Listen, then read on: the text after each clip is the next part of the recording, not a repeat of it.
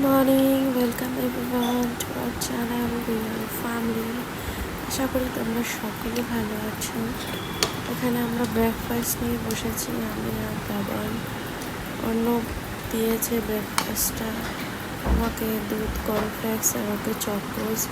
আর অন্য এখানে কালকের আমার ওই বার্থডের কেকটা খাচ্ছে।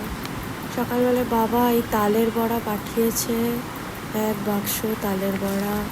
আর দেখো এক ঝুড়ি মুসাম্বি লেবু, কত লেবু পাঠিয়েছে দেখো। শুনেছে শরীর খারাপ, সেই জন্য এটা পাঠিয়েছে। আর এদিকে আমাকে অন্য বেদানা কেটে দিয়েছে, তো বেদানাটা খাচ্ছি এখানে বসে বসে। আমি বেদানাটা ছুলে দিয়েছিল, খাচ্ছি। আর এই দুপুরে খেতে বসলাম। দুপুরে তো গতকাল আমি তো বলেছিলাম তো খেতেই পারিনি আমি সেরমভাবে। আবার আজকে ইলিশ মাছটা নিয়ে বসেছি। এটা পুরো হাফেরও কম আমি খেয়েছি। মাটনও খাওয়া হয়নি, তো মাটনটা আমি খাইনি, ওরাই খেয়েছে। যাকে যেরকম সেরকম করে খেলাম একটা।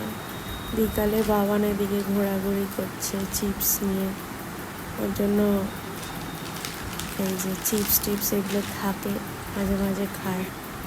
আমি একটু চা নিয়ে বসলাম, একটু চা খেলাম। বাবানের আবার ম্যাথসের হোমওয়ার্ক দিয়েছে অনেকগুলো, তো সামনে আবার ম্যাথসের পরীক্ষা রয়েছে। আমি বললাম ম্যাথসের হোমওয়ার্কগুলো তুই করে নে, আবার জমা করতে হবে।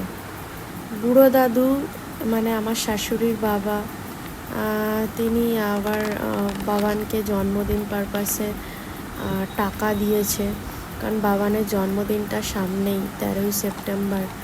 তো সেই টাকাটা দিয়ে আমার বাবানের ওয়াটার বোতলটা যেটা নিয়ে যায় স্কুলে, জলের বোতলটা ভেঙে গেছে, কিন্তু ওকে একটা ভালো জলের বোতল কিনে দেওয়া হলো। তো ওইটা দিয়েই এই জলের বোতলটা কিনে দেওয়া হয়েছে ওকে। দেখো কেমন হয়েছে জলের বোতলটা, খুব ভালো শক্তপোক্ত আছে। আবার এর সাথে একটা পেনও গিফট করেছে। বাবান পেনটা দেখানোর জন্য ব্যস্ত হয়ে গেছে, কারণ পেনটা বেশ ভালো একটা পেন দিয়েছে। এই যে দেখো, এই জলের বোতলটা কিন্তু বেশ ভালো, ভালো ব্র্যান্ডেড ছিল জলের বোতলটা।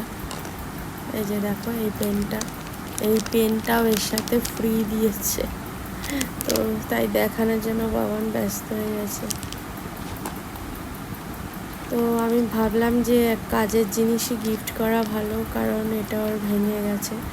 আর আমার বার্থডে উপলক্ষে প্রত্যেকবারই দাদু এই সানন্দার বইটা আমাকে গিফট করে। পুজো আগে এই সানন্দা বেরোয়, তোমরা জানো, ম্যাগাজিনটা আমাকে প্রত্যেকবারই গিফট করে দাদু। তো এবছরও অন্যথা হয়নি, এবছরও গিফট করেছে। আগে অনেক গল্পের বইটইও গিফট করতো, তারপরে এই সানন্দার বইটা এগুলো গিফট করে। এখানে অনেক রান্নার রেসিপি, তারপরে সাজগোজ টিপস অনেক কিছুই থাকে, জানে আমি এগুলো ভালোবাসি পড়তে, তো এটাই দিয়ে থাকে। এখন অবশ্য পড়ার এতটা টাইম হয়ে ওঠে না, তবুও দেখি উল্টে পাল্টে যখন সময় পাই। আগে তো প্রচুর গল্পের বই প্রচুর পড়তাম, এখন আর এত পড়ার টাইম পাই না, এই হচ্ছে ব্যাপার। বাবান আমাকে বলছে পেনটা ভালো করে দেখাও, তাই দেখানো হচ্ছে। রাত্রেবেলা একটু ভাবলাম আলুর তরকারি বানাই, তো দাঁড়িয়ে তো কোনো কাজ আমি পারছি না করতে বেশিক্ষণ, তাই জন্য অর্ণব বললো তুমি বসে বসে আলুগুলো কেটে দাও, তারপরে আমি দেখছি। আমি একটু কড়াইতে একটু সব মশলা দিয়ে, মশলা কিছুই না, একটু পাঁচফোড়ন সম্বার দিয়ে, কাঁচা লঙ্কা দিয়ে একটু আলুর চচ্চড়ি করলাম। তো রুটি তো আমি বানাতে পারছি না, অন্য রুটি কিনে নিয়ে আসছে, এই দিয়ে আজকে খাওয়া হলো। আর একটু সুজি তৈরি করা ছিল।